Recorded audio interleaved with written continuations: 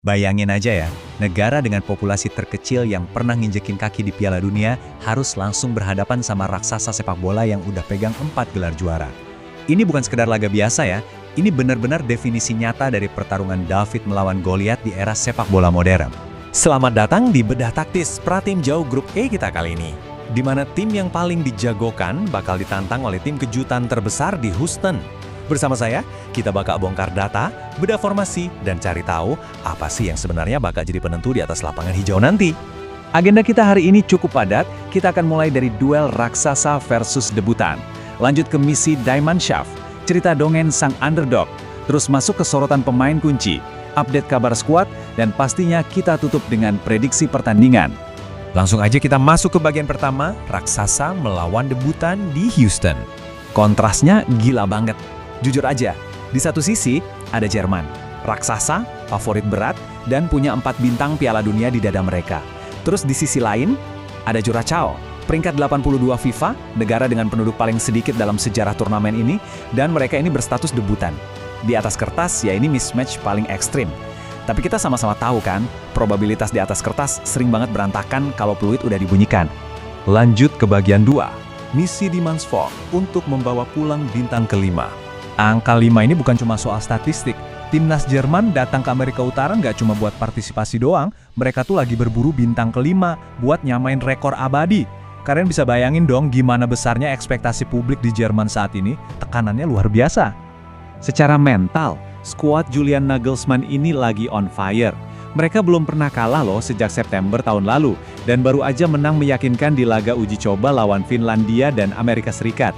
Tapi tunggu dulu, jangan lupakan satu fakta super krusial ini, Jerman gagal lolos dari fase grup di 2 Piala Dunia terakhir.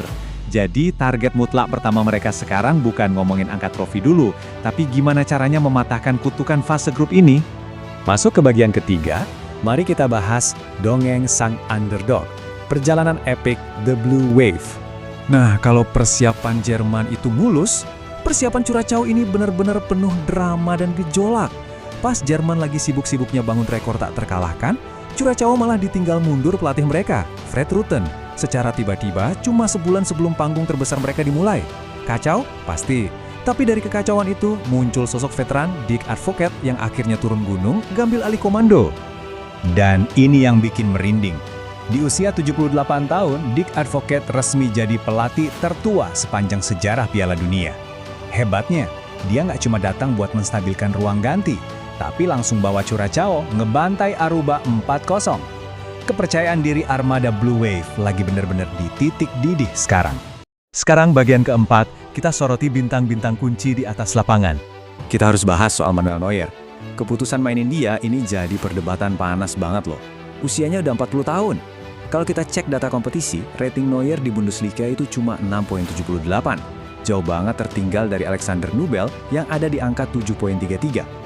Dengan rekam jejak 124 penampilan, Neuer sekarang punya beban super berat buat ngebuktiin kalau kepercayaan Nagelsmann ke dia itu murni karena kualitas, bukan sekedar bernostalgia sama masa lalu. Sementara itu, Curaçao punya senjata rahasia, namanya Tahith Chong.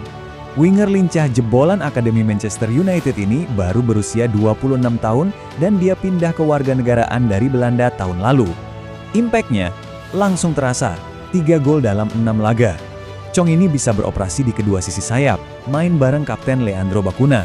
Kecepatan transisi dari Chong ini wajib banget diwaspadai sama lini belakang Jerman. Kita masuk ke bagian 5, apa aja update kabar skuad jelang kick-off? Dari ruang ganti, Manuel Neuer dipastikan udah pulih dari cedera betis dan siap turun sejak menit pertama. Terus ada Hasan Oidrogo yang masuk ngegantiin Lennart Carrill yang cedera. Di kubu lawan, pelatih Advocaat punya kemewahan skuad penuh yang bebas cedera. Ditambah lagi, mesin gol mereka dari Miami FC, Jurgen Rokadia, udah bebas dari skorsing kartu merah dan siap memimpin lini serang buat merepotkan pertahanan Jerman. Terakhir, bagian ke-6, prediksi pertandingan, siapa yang bakal menang? Secara objektif, sebagai analis, jelas prediksi berpihak penuh ke Diamond Shaft.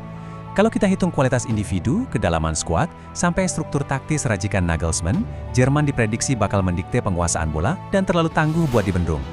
Mengutip analisis yang ada, kita memperkirakan kemenangan bersih buat raksasa Eropa ini. Tapi ya, kembali lagi inilah indahnya sepak bola. Pertandingan itu dimainkan di atas rumput hijau, bukan di atas kertas.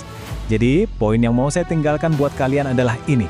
Bisakah taktik bertahan low block dan serangan balik cepat dari Curaçao nyiptain keajaiban paling masif dalam sejarah sepak bola?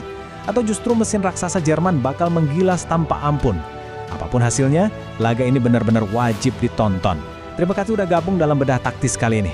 Perhatikan pertarungan adu lari di area sayap dan selamat menikmati pertandingannya.